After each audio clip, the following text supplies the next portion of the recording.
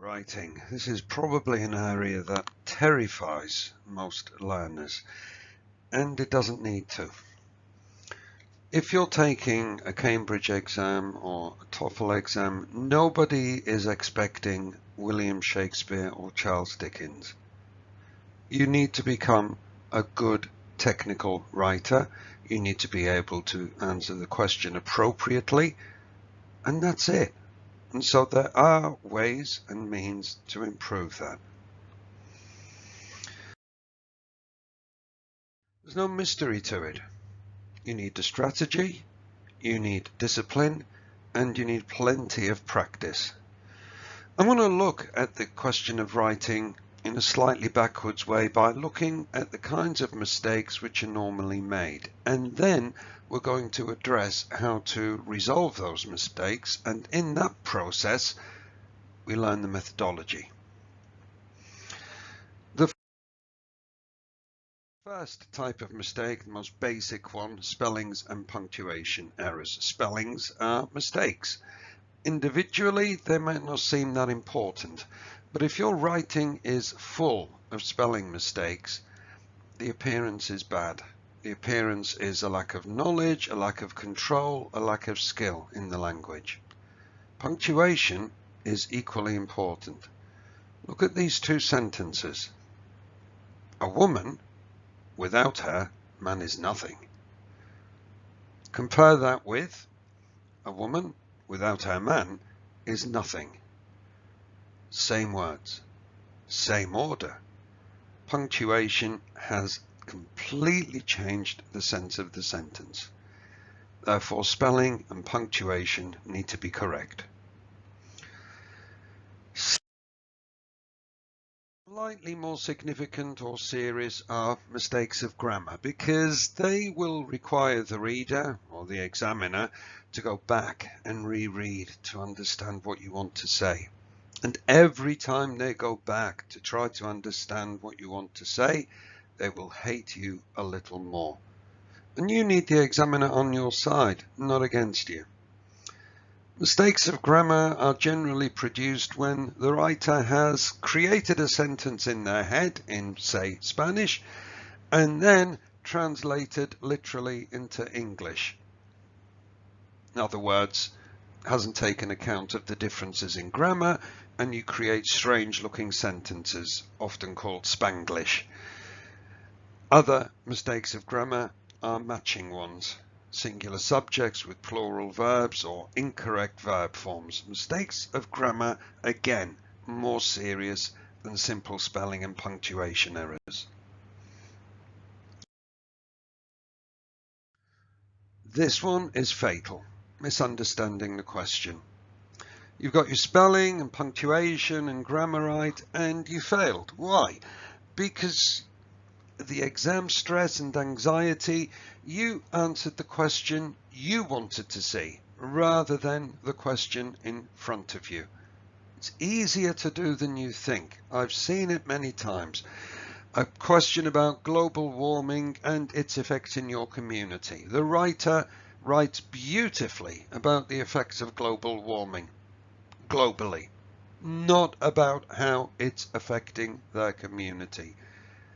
The question has been entirely misunderstood. This is a killer. This will produce a fail. And the final one, not only fatal, invisible.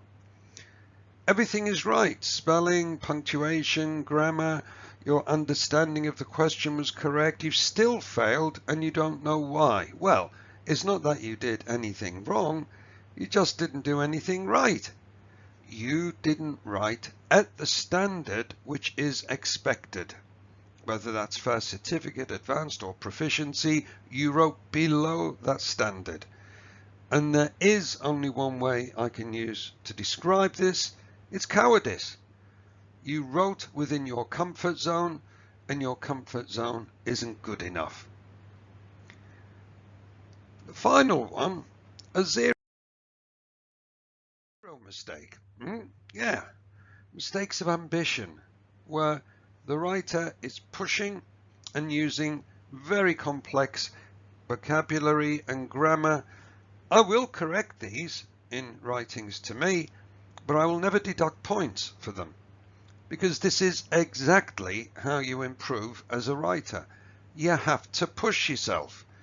Every week, with every writing, you are looking to improve a little amount, so that over the year, your comfort zone becomes bigger. Your comfort zone corresponds to the level at which you should be writing. Make all of your mistakes over the year with your teacher, especially mistakes of ambition, so that when you come to the examination, your writing is perfect and pristine. So, the plan. Every single writing, no matter which level, no matter what type of writing, follows this plan. Break down your answer into paragraph headings and a brief note of what each paragraph will do and say. Usually 4 or 5 will be enough, and you're guided by the questions. Answer the specific points in them. What you've created with this is a skeleton plan. For obvious reasons, it's a skeleton requiring organs, tissue and skin that will be produced in the rest of the plan. You then compare your skeleton plan to the question itself. If there's something in your plan which isn't in the question, take it out. If there's something in the question that you haven't answered in the plan, you need to put it in. Be honest with yourselves. This is what will cure the problem of misunderstanding the question, the fatal error. This is the longest part of the plan. You are going to create a lexicon, or a mini dictionary if you like. That lexicon will contain the vocabulary you're going to use, the grammar forms you're going to use, and the linking devices between sentences and paragraphs that you'll be using. Write it down. Write it down on the spare paper because you can't trust your memory, and you will find that in writing it down, you will notice, that spelling doesn't look quite right. You may not have the answer, but you'll know perhaps it's wrong. Your brain will be doing its job. Many of the mistakes of spelling, punctuation and grammar are corrected here. Your brain is nudging you to do something about it. Write it all down. This takes the longest time. Write your paper. So what you've got next to you now is the skeleton and the long lexicon. You're going to use them to create your writing. You're going to flip over from the left-hand side of the brain you've been using so far, the logical and structured one, to the right-hand side, the creative one. You're going to write it once in pen, not in pencil and then go over it with pen and rub out the pencil. That's English for the insane. You're not going to write it out once and then write it out again more neatly. That's also English for the insane. You're using these two documents, the skeleton and the lexicon, in order to carefully write it out once in pen. 10 minutes is more than enough. Of course, you need time to correct your work, but you're not going to do that now. You're going to allow the time, 5 minutes, but not immediately after. If you correct immediately after, you will never see all your mistakes. You've just done the best you could do. You will not see the mistakes if you correct immediately after. If you're in an exam, move on to the second question and the planning. If you're at home writing for a teacher for homework, grab a coffee. Okay, do not correct immediately after. Now you've taken the time away from your writing, you return essentially as a different person. You have got to attack your writing. You've got to show no mercy when you're correcting your work. Don't be afraid to correct your work, but do it clearly and tidily. Cross out the incorrect word, carefully rewrite with the correct word. That's it. That really is it. No matter how good a writer you already are, I guarantee this will make you better. And that final, fatal, invisible mistake? Practice. There is no quick way to this. Every writing should add a little layer of skill to your abilities, to your comfort zone, like an onion layer, developing every week. You can't make the jump in one jump, but you can make it in lots and lots and lots of smaller jumps. And that's what you're doing with your writings for homework. You are incrementally improving week by week. You should be doing a minimum of a writing a week, and closer to any exam times, at least 2 a week.